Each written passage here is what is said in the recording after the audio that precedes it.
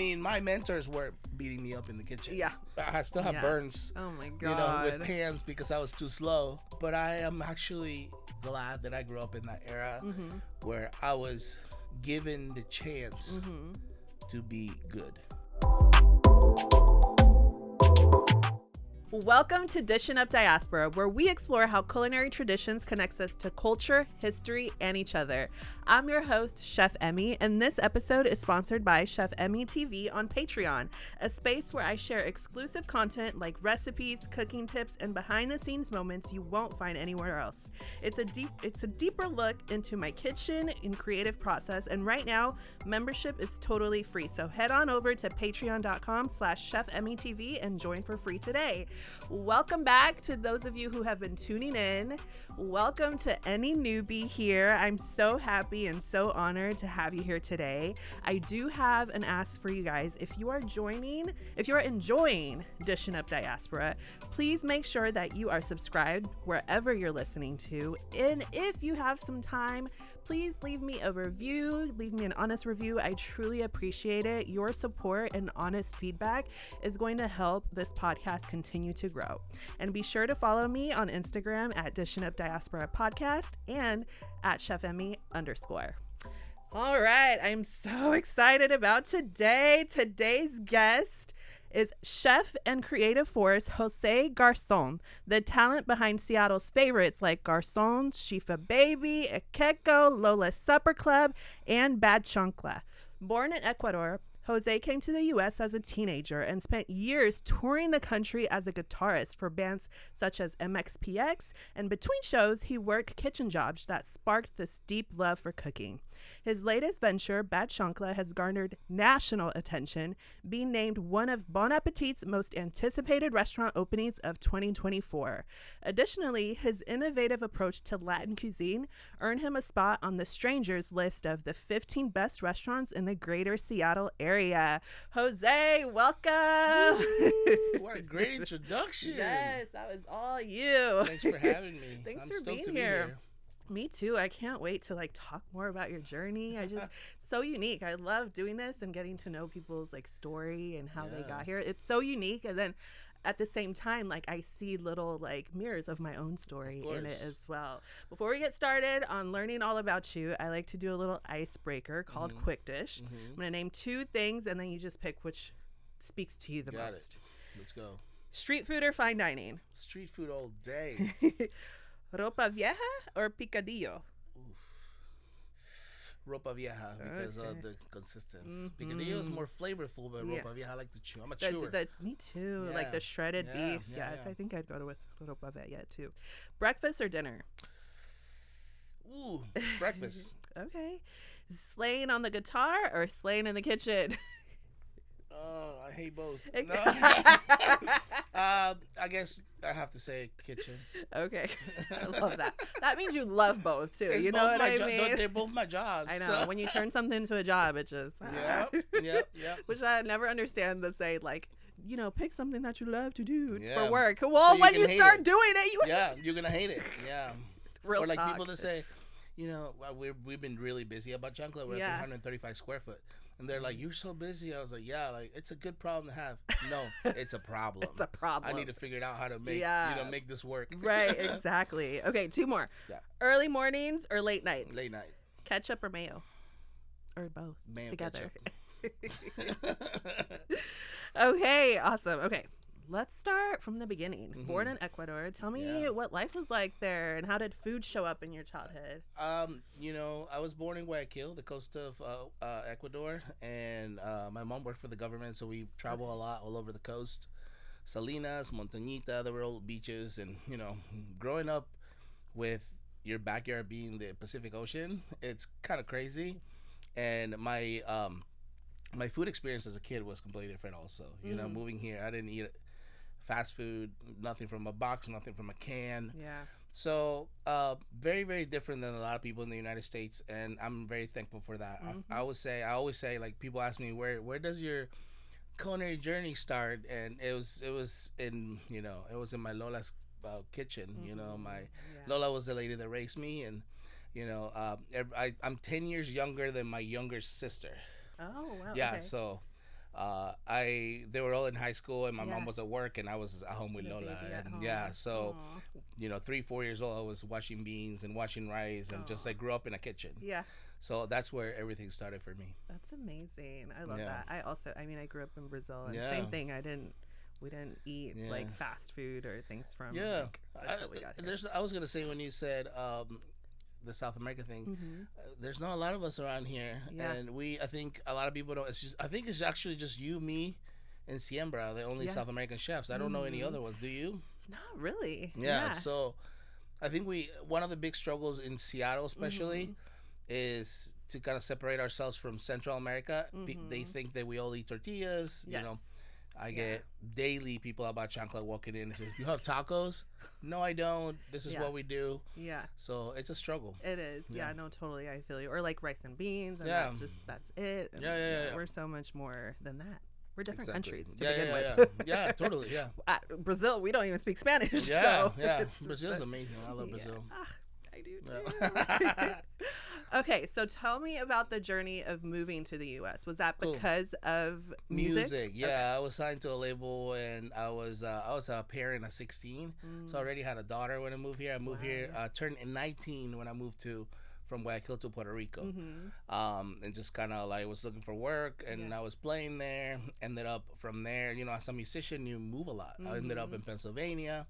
Then from Pennsylvania, I ended up in Florida, and made Florida my base for about almost 14, 15 Oh, years. wow. Okay. Yeah, so that was really fun.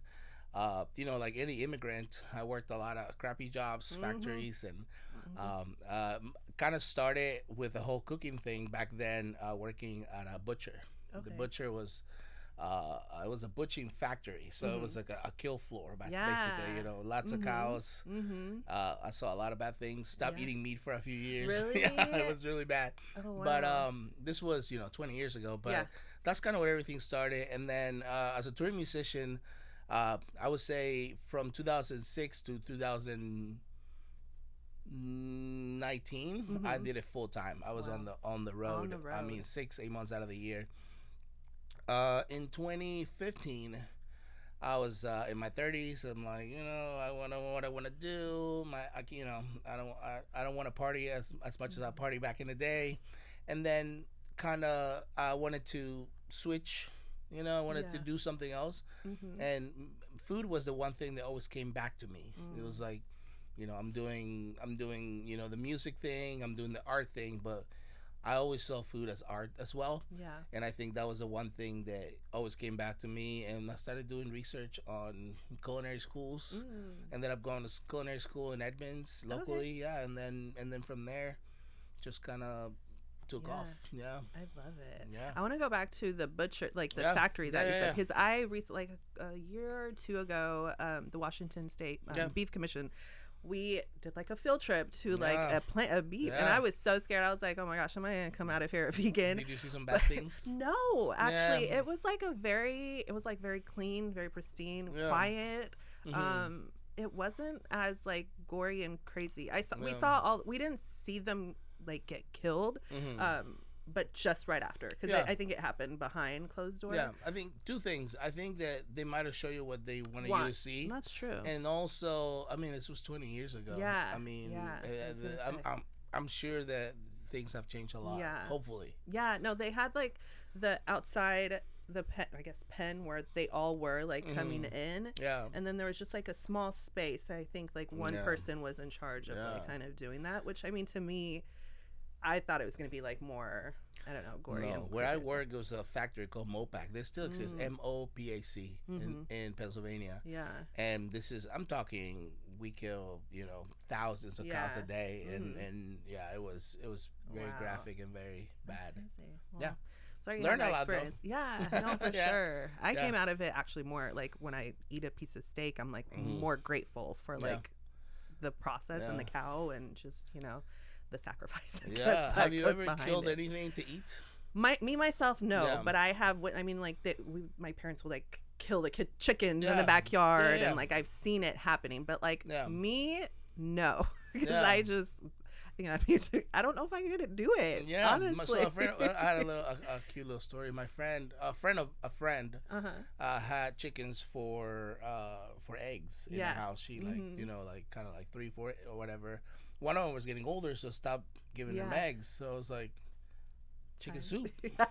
They're like, no, we don't know how to do this. So I went there. I was like, I can show you. Yeah. I ruined their lives. Oh no. I was trying to be like gentle and stuff, but you have to. I mean, it's a 3 move. Yeah. You have to do it fast for a lot of reasons. Right.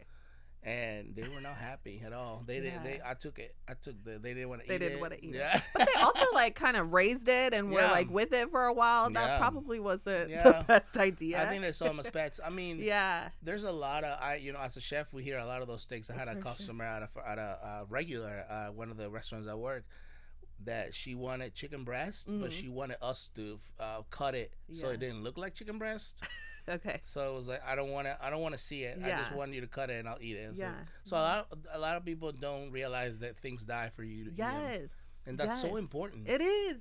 Because you learn to appreciate it more. Totally. That's that's what I felt like going to that factory, and we had gone to like all the farms, like the feeding lot, everything, the whole process. So it actually like makes me so grateful and understanding the process, because there's such a disconnect here in America. Such a disconnect.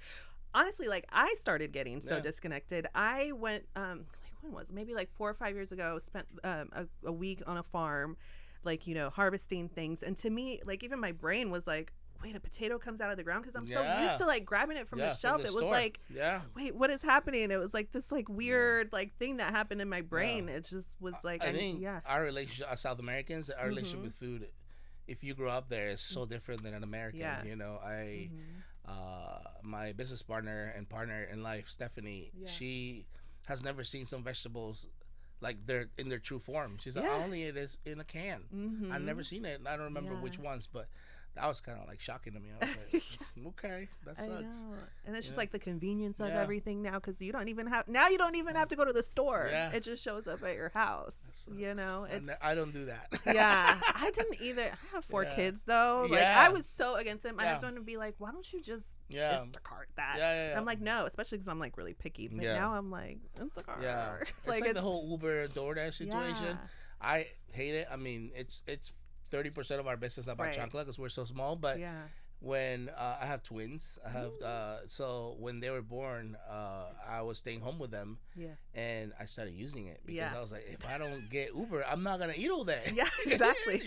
So I get it. I get the convenience part for sure. It's just, how do we find the balance? How do we like not lose ourselves and just like lose the whole like meaning of the process? It's really hard. Okay, so you came as a teenager. Did you like speak English? Did you know American? I mean, as in Brazil, probably we love American culture, American music, American movies. So you understand some words, and you know how to say things. But I did not speak English. I started going to, after work, I would go to libraries, and I just kind of like take classes there and stuff. I was actually very fortunate to work in places where I didn't have to speak Spanish. I think my mom's been here for 30 years almost, and she still doesn't speak English. Because she lives in the middle of West Palm Beach, where like Walmart's all in Spanish. You don't need to speak English. So I was very fortunate to be in a small town in Pennsylvania, and just kind of like had to. So and I really wanted to learn too. I love learning about different things. For sure. Okay, so let's fast forward to now. You're entering the culinary world, and you're like launching all these concepts. Tell me about it. It was bad. It was really bad. No, I'm just kidding. 2015. The end. 2015 is when I graduated culinary school. I was very kind of fortunate to kind of jump into fine dining right away. I got an opportunity from Chef Bobby Moore at the Barking Frog and the Earth Farm and all that situation. And I was very fortunate to just kind of be brought into this world, and they knew I was in culinary school, so they gave me preps and stuff like that, like real simple things. And then I jumped into the line. So it was a very slow process in that way. But I did not start Latinx Street Food, which was our first concept with Garzón, until 2019. Okay. So I worked in Stosh for 4 years. everywhere, mostly Yeah. fine dining and like, you know, Yeah. that bistro fake fancy Seattle sure. food. Yeah, You know, like for sure. but yeah, so it was really cool. And then in 2018, I was working as a private chef for a company from Japan in Bothell. They had a bunch of doctors and they were doing like research and stuff, so I would cook 2 meals for them a day. And I had the opportunity to go to the James Beer Taste America in 2018. I don't even know how I found out. I didn't even know what James Beer was. Yeah. So I was kind of just like, oh yeah, I want to go, whatever. And by going to that, I met a couple chefs that are my friends now, and they gave me a chance to kind of like stash with them, and also they made me see food in a different way and the scene in a different way. I was usually working the same kind of food, you know. In 2017, 18, everybody was making the same beet salad and the salmon dish and the pork chop, and you know, like everybody was making the same thing. And these two particular chefs were doing something completely different, and I wanted to stash with them, and they kind of were just like, do whatever you want, bro, you know, like. And then I found out about pop-ups through one of these chefs. She was already a pop-up. And she's like, just do pop-ups. And I was like, what's a pop-up? It's just like, find someone. She introduced me to people to be like, hey, come here on Thursdays and sell your food. And I started doing that. And that's how it kind of just all started. And then in 2019, I did my first like solo pop-up. And then from there, it just went crazy. Nice. And so you did, was it just before you had your brick and mortar, how long were you just doing like pop-ups? So from 2019 to 2022, I did pop-ups with 2 different concepts. It was Latinx Street Food and Ekeko, because Ekeko was born out of pretty much me breaking the law and not having a permit. Okay. The health department Yes. caught me Did they? not cooking at home and doing things how they didn't want it, which is fine. We all done it. And then they were like, you have to have a kitchen, either a commissary kitchen or you have to have a mobile kitchen. So ended up raising some money and buying a hot dog cart. And the whole thing with Garzón and with Garzón Latinx Street Food what made us really popular is that we were one of the few people not being transactional with pop-ups. It wasn't like, come here, get the food, bye. We were an experience. So we would take over places, and we have our really bright like tablecloths, and we bring our flowers, and we will do a takeover, which it wasn't a thing back then. So when we were going into a hot dog cart, we were like, we can't do that in a hot dog cart. So we created a whole new concept, more dedicated to actual street food. The way we used to describe it back then is like, Latinx street food is the dinner you have before, you know, in South America we eat before the party, at the party, and after the party. So Garzón Latinx Street Food was the before the party dinner where you're like eating and sharing family meal. And Ekeko Drinking Snacks was the after party, the hot dog you eat or the meat on a stick. You know. So that's kind of what how we separate them. So we did Ekeko Drinking Snacks out of necessity and to keep going. And then that was until 2022 when we took over the kitchen at a bar in downtown Seattle. And then we went full-time residency 7 days a week with Latinx Street Food. In downtown Seattle for 2.5 years. Nice. If you could, would you still, like, health department doesn't exist, would you still want to just be doing pop-ups, or do you like brick and mortar? I still am. That's mainly my job now. So with Chancla, and after we were a full-time residency in downtown for 2.5 years, I made the money to get a little space, and then I started Chancla, a completely different concept too. Completely different part of my life that reflected all of my concepts kind of reflect a moment in my life. So completely different concept. And after the first year, now we just turned 1 year this month. Now all the recipes are down.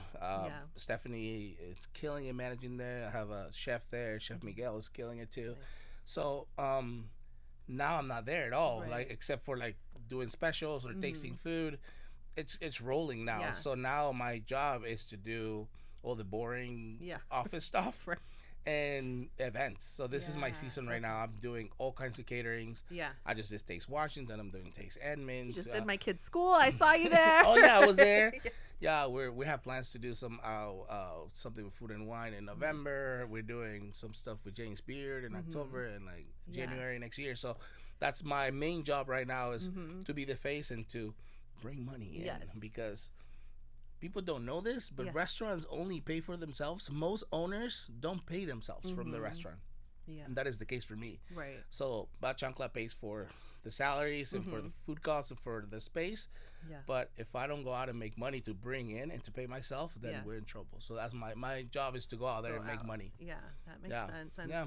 you know, that's important for people to know because people don't know that and Yeah. they think just like restaurant and all this. And also like, do you enjoy it? Do you enjoy like being out there Yeah. and like thinking of this different concepts and doing love different it. things? I love it. Yeah. I'm a very creative guy. Mm-hmm. And that's one of the things now I'm helping people too. I'm doing Yeah. consulting for branding. Love I'm doing it. consulting for people that want to start restaurants. I'm sitting with people that just have an idea.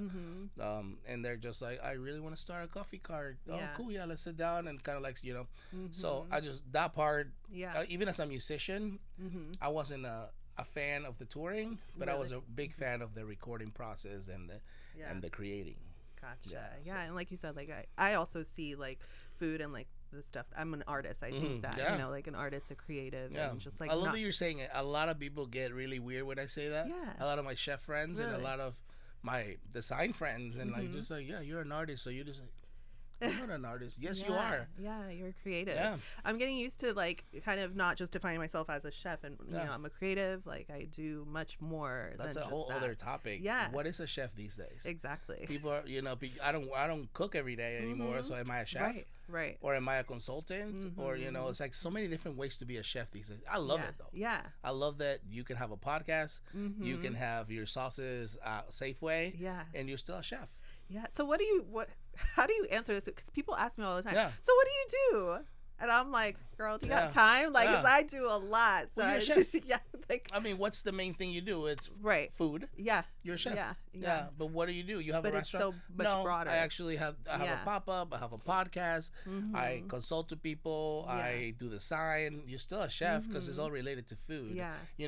I was a musician. I was signed to a big label playing for other artists. I was writing for artists. Yeah. I was working at Guitar Center. Right. You know what I'm saying? Yeah, But it's right. still a musician. Yes. I So wish more people like would see it that way. I think it's starting because like people like us are doing a lot more. We're in the middle right now of that.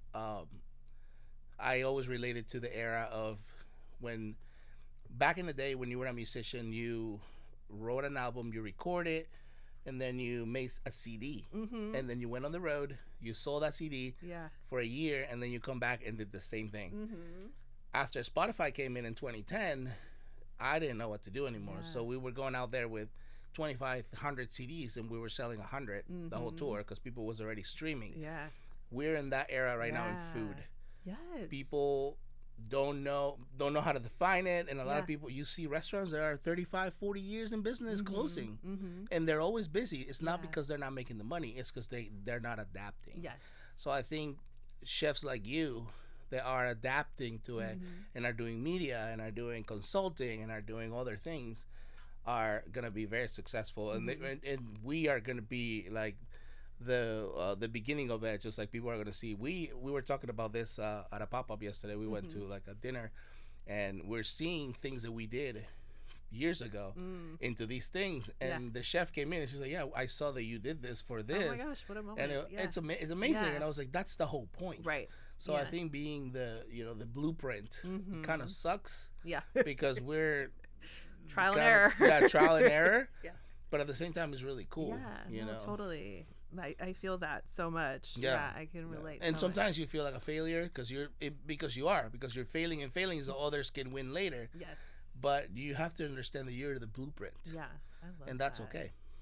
That's totally I'm cool. gonna go back and come back and listen to this episode whenever I'm feeling down. I'm the blueprint. Yeah, you are. It's crazy. I mean, you are gonna see in the Yeah. next couple years, other chefs are gonna have podcasts too, and for they're gonna be doing. I'm seeing when I started as a pop up, there was maybe 2 restaurants that were doing Latin food, you know, and then now there's a bunch of them, and you know they're doing this almost the same style, the same food, and I love that. I support all of them, right? Especially the new ones. I go out there and like, hey, you know, if you need help, or I'm trying to do collaborations with them to bring them, you know, we need to help the new generation. Yeah, I love that. I hate that we're the old generation, but but we need to help them because that's how we keep going. And that's how we grow too. Exactly. And I like that because I feel like, I don't know for you, but like for me, I feel like the generation kind of like the mentors for me weren't really, we were more gatekeepers. Oh, we were from, I mean, my mentors were beating me up in the kitchen. Yeah.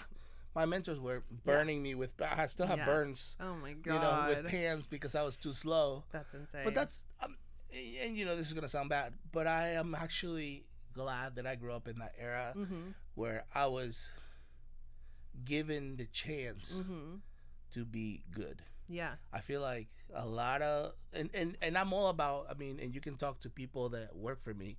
I'm all about mental health, and I'm all about helping them out, and I'm all about take a day off, you know, do what you need to do, because I'm very present in the business, and my businesses are so small that I can't do that. Providing for them because it's a job in the end. But I think that, you know, taking 3 breaks in between your shift, it's a way different life and a way different commitment than when I work 10 to 12 hours. And I'm not glorifying that at all. Yeah. But it was just a different kind of commitment. You know? Yeah. Different kind of commitment. And that's all.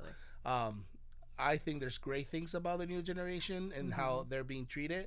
But I think that we're not going to see a lot of Dave Changs anymore. We're not going to see a lot of people that went from the grind, you know, or like line dogs that became chefs, you know? Yeah. You still need to grind. And that's one of the things I also was thinking about, because I feel like, you know, sometimes they even skip culinary school or even like working your way up to a kitchen. Like you can't just like wake up and say, I'm a chef, like I do this, I do that. There has to be something you worked hard for. To me, it's harder to not go to culinary school. Honestly, I went to culinary school to make it easier on myself because I wanted to work at these big restaurants, and I wanted to work at these fine dining restaurants that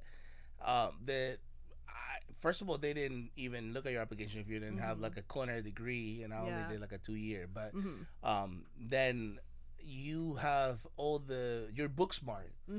You are not good at your job in the beginning because you have to learn how to be a chef. Yeah. But you're book smart. If they tell you, hey, can you make a bechamel? Sure, I learned about that. Yes. And you know, but you know, then you have to learn how to do it. So I think to make it easier on myself, I, you know, also working in kitchens before when I was a musician, I learned how to wash a lot of dishes and do floors and do prep and stuff. So I think I'm very, very happy of how my career progressed so slow. Yeah. And I'm the same way with concepts. You know, I have never taken money from a bank. Yeah. I don't have any investors.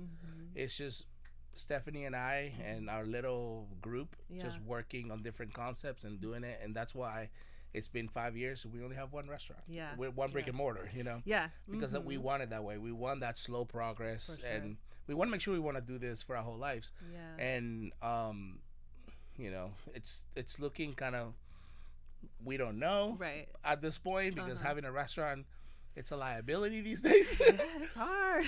But, you know, we're going to do something with food for sure. Yeah. So, yeah. And I think that, like, now is the era where it's like it doesn't have to be a restaurant. Yeah. And like that, I feel like people didn't see that possibility. Yeah. Like, you know, maybe like 5 years ago. No. I mean, I'm even thinking we were talking about getting an event space where we can do our dinners and we can do media. So you can rent it out to me. Yeah, and we can do we can have a space like this with lights and stuff and do our media and it can be our office and we're still doing food. Yeah, and I'm still a chef. Yes, but I'm just doing different things. You know, the day to day in a restaurant it's hard. It is. I don't think a lot of people understand, and they hear it a lot, especially nowadays with the Bear and all these shows glorifying it, but it's hard on your life and your quality of life. You know, if you have kids and in your bank account. Yeah. So in many ways. For sure. My parents had they opened a restaurant in '99. So like I never wanted a restaurant ever. Like even though I went to culinary school, I'm like I would be a chef. Like I knew I never wanted a restaurant. And you know, everybody wanted a restaurant in my culinary class, and I'm like, no, I didn't know exactly what to do, because pop-ups didn't exist. Like, other areas didn't exist back then, but I just knew I didn't want to do a restaurant, which is crazy. So now that it's a possibility, and I think now more people are talking about how hard it really is to own a restaurant. I didn't go to culinary school to be in a restaurant either. I wanted to do food. I don't remember what I called it yesterday, but what I call it back then, but it was media, what I wanted to do. I actually, my apprenticeship, because you have to do 80 hours to graduate. Okay. I actually did it at a food blog in Seattle, and they're back in 2015. They were doing like YouTube videos and stuff, which was not a thing. Yeah. Or it was, but it was very slow. And they were starting to beginning. do like videos and like recipes. Yeah. And that's what I did for 80 hours, was go there, and I was like, this is cool. Yeah. But then I started working in a kitchen. I was like, this is cooler. Yes. It is fun, which is why I still do pop-up, because sometimes I'm like, God, I want to be in a kitchen right now. Like, I love the thrill of it, but then it's like, let's just do it for one day, maybe two, and then go back to it. So that I'm grateful that I can do that. You know what I totally. mean? I want to ask, like, when you graduated culinary school and then you went into this like fine dining atmosphere, like, how was it for you, like, personally, like, as a Latino man, like, how was it, like, mentally going into these spaces? Did you I was honestly, you know, when you don't know what's going on and you just kind of go with the flow, and then you learn that. I wasn't paying attention a lot to what was going around me, but there was a lot of, you know, classism and racism, and there was a lot of violence and drugs and things happening. A lot of you know, people taking advantage of people, and so it was, but it was around me. But I feel like I was there to learn, so I let other people abuse me for the knowledge. In a way. A lot of those guys are my friends now, and they own restaurants and places, and we, you know, when we're having a beer now, we talk about how, remember when we made you chop flour, or when we sent you to in the middle, flour. And we remember when we sent you to the to look for something in the middle of service, so you get behind, and you know, like, assholes. Exactly. But you know, that's how in their head, it's a very military thing to do, right? Yeah. So I had to earn their respect, for sure. You know? And I was a dude in skinny jeans in the kitchen, so they're like, who is this guy? Like, you know what I'm saying? Like, it's just like, I can tell you this right now, they were never thought that I'd last a year or two. Like, they were, and you know, they were concerned, like, why is this guy here? Right. I came from being on the road, which is a lot of pressure all the time. So even though this was a job with a lot of pressure, I was chill. I was like whistling and singing and like, this is cool. And they were like, oh, what? My chef took me outside, and they're like, you need to be more worried. You need to look more serious. And I was like, more stressed I'm out. not worried. I can handle this. I'm on my shit. Like, my prep's done. All the dishes are looking great. So but like, your attitude is pissing people off. Your happiness? I'm happy. Your happiness is pissing people off. Okay, so be angry. I really had to change some things if I wanted to stay. Well, that's sad that you did. But I'm also glad that I was not a kid. I was already in my 30s, so I was like, I'm standing my ground, and I was like, you know, and when we had conversations about that, I was like, I'm not gonna look worried or pretend that I'm worried so you feel better. Okay. Be better at your job. How about that? Okay. So you can not be worried. Okay. And everybody's like, you know, but so I think I entered if I were to enter culinary when I was in my 20s, I would have probably not lasted a year. They would have been right about me back then. Yeah. But I was already a man. You lived a whole life. You toured the country. Like, what? Kids. You moved to a whole new country. Like, And I also didn't have the financial pressure. Yeah. You know, I think a lot of people in the kitchen have that financial pressure. Like, this is all I have to make it work. I was like, just coming out of school. I had some money saved. You know, I was like, I'm going to go into this for 2 years, see how I like it. Yeah. One thing that one of my mentors told me is like, you don't want to be the food media guy that never work in a kitchen. So he's like, go work in a kitchen, and just like, and then I fell in love with it, and I stayed in the kitchen. But just like, you know, we all know that the foodies, they go out there and don't know shit about food. Yeah. They're just like, this is delicious. Why? Because it's great. It's good. Yeah. So, you know, I when I went into the kitchen, I just felt like I was home. Yeah. You know, it was a bunch of punk rock dudes, drunks, Yeah. you know. Yes. So Oh man, I'm like thinking about my days in the kitchen. yeah. So you know. Yeah.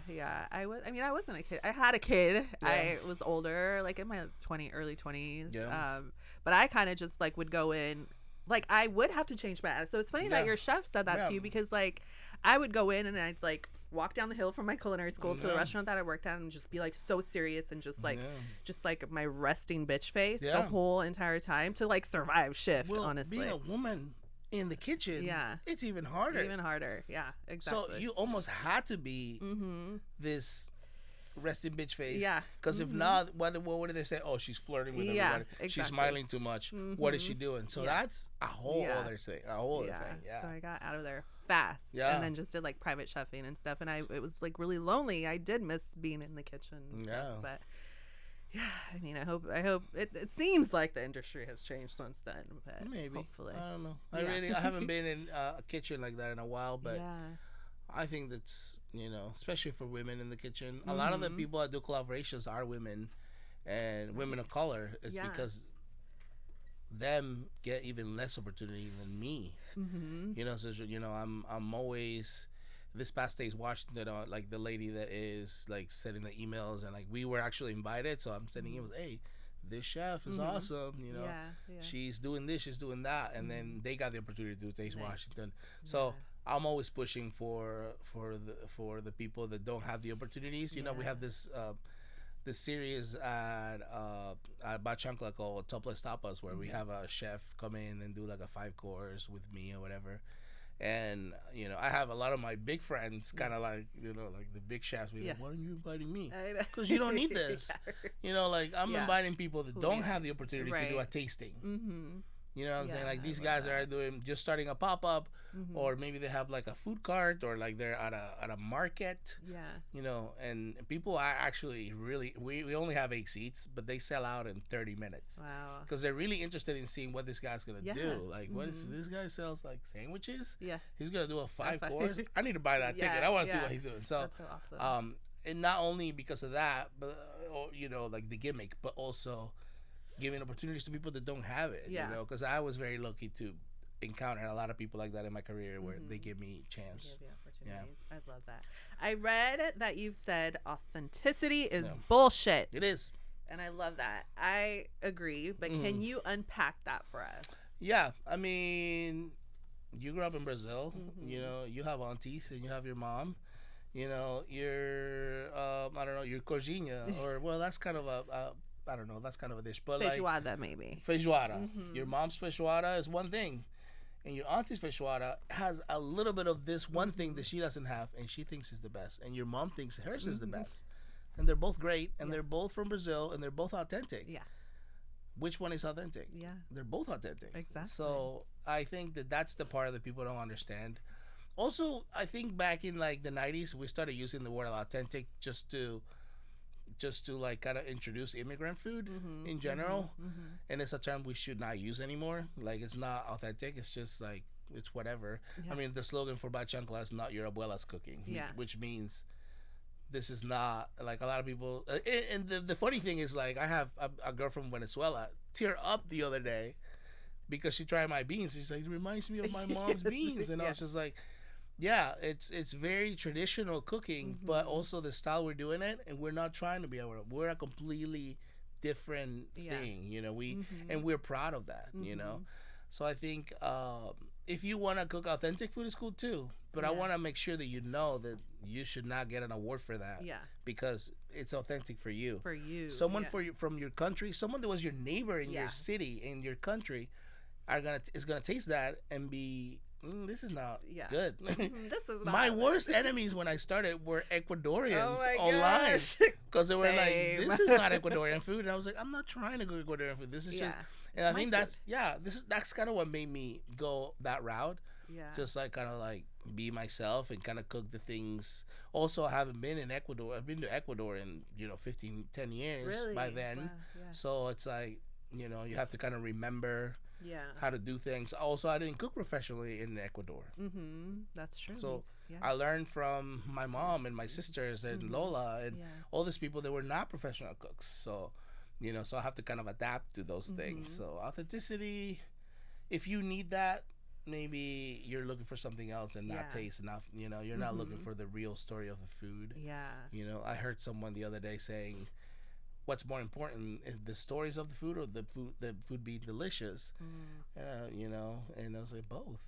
Like, the stories it's what, you know, what makes us different and what makes that food even taste better because you understand it better. Yes. Yeah, I love So. it. And I think that's why, I mean, I used to use authentic Brazilian food to kind of fight people, you know, like appropriating things and like not paying respect to what it is, not understanding like why certain things are done this way. So I think that's like why I was using it. But then like now, like, you know, how you just explain it, like what the hell is authentic, honestly, you know what I mean? It's just a big word. Do you think Brazilian food is going to be the next big thing? I don't know. How long is it going to take? God dang it. It's going to take. Because it's amazing. You know, I think the struggle is like the churrascarias, and people think that is Brazilian food, and like there's no more. You know what I mean? Let's talk about mainstream food. Peruvian food is delicious. But the Peruvian food people like, it's actually not Peruvian food. Right. Is Nikkei, which is Chifa food, is like Japanese Peruvian. They love the ceviches. They love the lomo saltado. They love all that Japanese stuff that's cooked on a wok. Yeah. But Peruvian food is a completely different thing. It's delicious, though. Yeah, so maybe that's what happens with Brazilian food. Hopefully. Churrasco is not, I mean, it is a part of the culture. A very small part. But a very small part. You know, Brazilian has the coast, it has the city. You know, Brazil is big. It's the biggest in South America. People don't realize that. So, you know, Ecuadorian food is beautiful too. It has a lot of, like you guys, we have a lot of the African. We have a lot of, we have the Chinese culture, the Taiwanese culture coming in and doing the Chifa. And then we have the Andes. So all the indigenous food. Yeah. You know, I don't know much about Ecuadorian food. Yeah, that's at why I'm all. here. That's Wow. why I'm doing all this weird food. Not weird. Delicious. I had the picadillo. Yeah, you did. That was good. Yeah. Chancla's a little different. Chancla touches the part of my life where it's the food that kept me going as an immigrant, is what I call it. It's like, you know, you came here, or I came here, and I couldn't find any Ecuadorian food, but I found food that kind of like reminded me of Ecuadorian food, which was Colombian and Puerto Rican and Cuban, you know, in Miami. Just, you know, rice and beans and a protein. And that's what Chancla is. It's more like the first gen and like an immigrant in the United States type deal. That's why we, you know, we do grilled cheeses and we do mac and cheese with, you know, we do hot dogs sometimes. It's because it's really more pointed to the first gen and the people that grew up here. They are Latinos and they, you know, sometimes speak the language, sometimes they don't, but they're still Latinos. And they grew up in whatever their mom cooked. But also for Thanksgiving, they had turkey and rice and beans. You know, like mashed potatoes and picadillo. You know what I'm saying? Like so it's mac and cheese and farofa. There you go. Yeah. So it's that. So I did not grow up eating picadillo. I did not grow up eating ropa vieja, but it was the thing that in Miami that kept me going. And you know, kind of like it became a part of my story as an immigrant. I love that. As an immigrant, how do you feel today in today's climate as an immigrant? What does it feel like to be an immigrant? 'Cause for me, I feel like everything that is going on has kind of like lit a fire on my butt because for decades I tried to assimilate. I tried to be as American as possible. I tried to deny my Latina culture. But now I'm pissed off. And I'm proud and I'm speaking. And the more I speak, the more people like you that we're like together in this. We share the same story. So I'm just like, it's fired up, honestly. This past year and a half or year, I've been dealing with a lot of that. I came from Florida. So a lot of my Florida friends, I'm having the conversation now of like, you know, I was really trying to be as white as possible. I work on my accent and I listen to country because it's what my friends were listening to. And I, you know, I did all the things that my friend did, like, you know, like Florida people. You know? I love them, but I'm just not that person anymore. So a lot of my relationships have changed a lot, and I have friends that moved from Florida here, and then we hang out now, and they see that, and they're like, "You're so different," and I'm like, "This is me." That's the difference. The past couple days have been really hard for me, seeing LA. I know. And all the things that are happening, and I've been just really sad at home. And not only that, like, it's been a whole year of this, like the whole Palestine thing in Gaza and like all those. Like, as an immigrant, I feel two things. I feel that it's really hard for me to see my friends that I know for over 10 years post like, if you're a criminal, go home. You know, if you're whatever. And this is people I know that I know they're great people. Yeah. But they're misinformed, and they don't, you know, if you're not gonna pay taxes in my country, then go home. You know, like things like that. And they're like, yo, but like, you know, I had a conversation with someone, and I sent him one of the videos that really caught my eye. It was this little kid crying and stuff, and he's a father. Yeah. You know, it's just like, does this still look like the right thing to you? You know, if they didn't want that, they should have stayed in their country, you know. And this is their beliefs. Yeah. And in a way, I have to respect it, but I don't have to agree. So, to answer your question, I'm really sad. And I feel, again, I think I'm back at the beginning when you feel like you're less, in a way. Okay. Like, I feel down. Yeah. You know, and I'm hoping that things change for good or for the good. But in all honesty, I don't see it getting any better. It's just really hard. I guess we just gotta stick together and do what we can. It's also really hard to do something. What do we do? We did a couple things for the Palestinian children.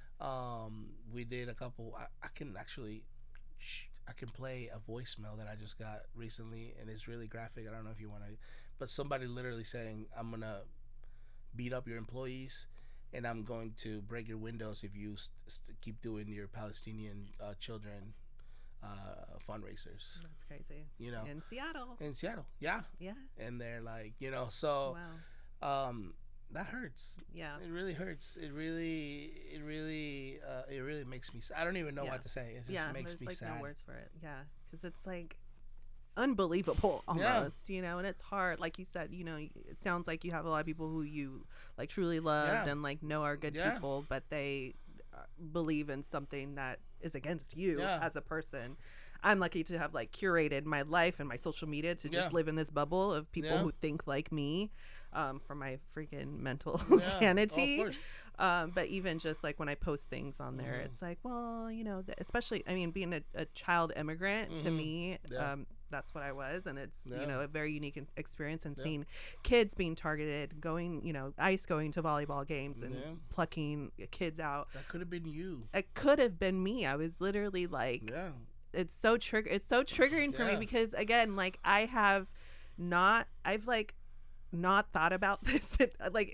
I buried it deep down. I'm not I'm an immigrant, but like the story I would tell, it's like, oh, we came for a better life, I'm an immigrant. It's like super positive, this like romanticized version of what it actually really was. It was freaking scary, you know, but nothing close to as what, like, in my mind as a 6-year-old, this is what I thought was going to happen.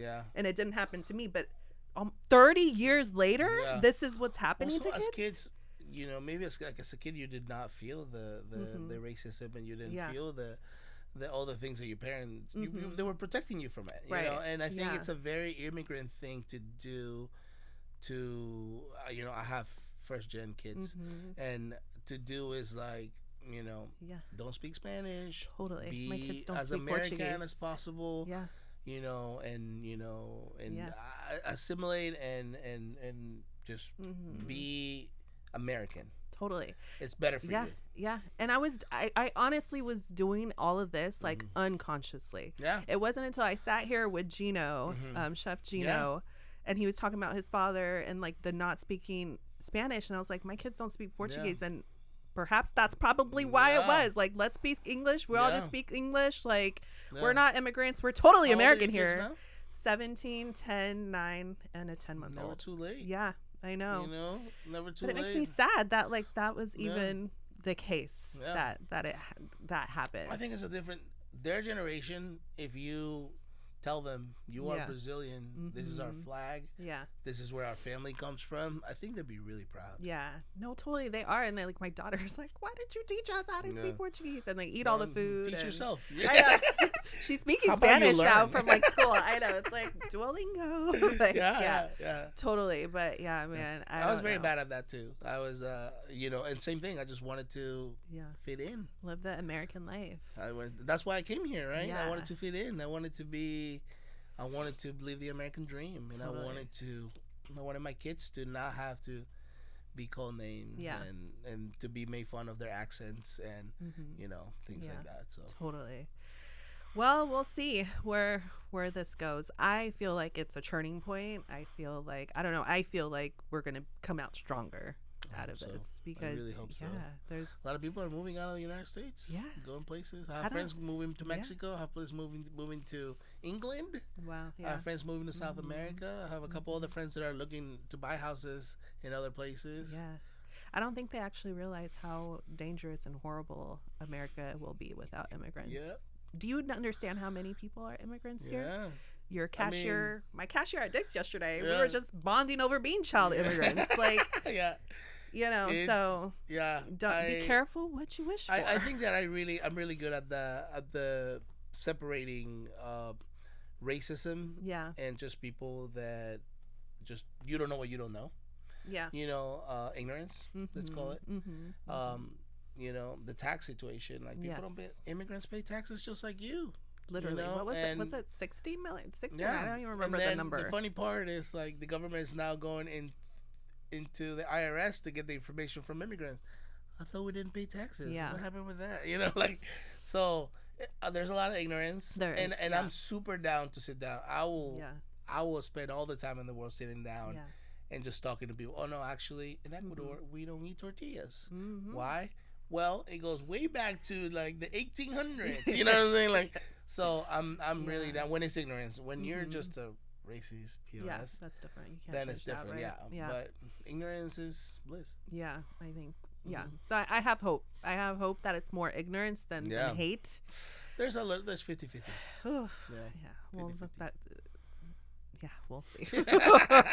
We'll see. Yeah. Okay, let's say, what legacy do you want to leave behind? Like, what do you want people to say remember about me? You? I think that it was the guy that worked hard and helped people and loved food and loved his family. That's enough for me. Love it. Yeah. And what's next? I know you said, you are kind of out of the kitchen right now doing all these media and branding and things. Like, is there anything that you can share with us? This is my event season, so lots of events. I'll be out there cooking a lot, doing a lot of dinners and doing a lot of big events with a lot of big people, and I'm super stoked for that, and I'm really blessed to have that opportunity in the first place. And then hopefully Chancla 2.0 in 2026. Nice. Trying to grow the business, trying to grow my media, trying to grow my socials. Yeah. Just spending a lot of time with my babies. I love it. How old are your babies? 5. They turn 6 next week. We're going to Seaside. We're going to party at the beach. Yes, I love it. So I'm stoked for boys. that. Boy and girl. Yeah. So it's a big priority for me to spend time with my kids and to just to really I come from parents that work a lot, so I really want to be there. Totally. Yeah, I think our generation is really making they a need conscious, it more than us too. Yeah. We're making a conscious effort to stop that from happening again to this generation. Tell the people where they can book an event, where they can find you, where they can support you. You can find us, Garzón PNW. That's Garzon PNW, as in Pacific Northwest.com. And my ad for Instagram or for any socials is @Hola, as in hello, Hola José Garzón. Nice. Jose, thank you so much for being here. Thanks I feel for like having me. we'll have a part 2 Yes. soon. Yes. There's so much. Come do a tapas tapas with me. Yes, I was going to say, can let's do some pop-ups. And I would love to. I love collabs and everything. Let's do it. Yes. Thanks for having me. Thank you for being here. And thank you all for tuning in to another episode of Dishin Up Diaspora. We'll catch you next week.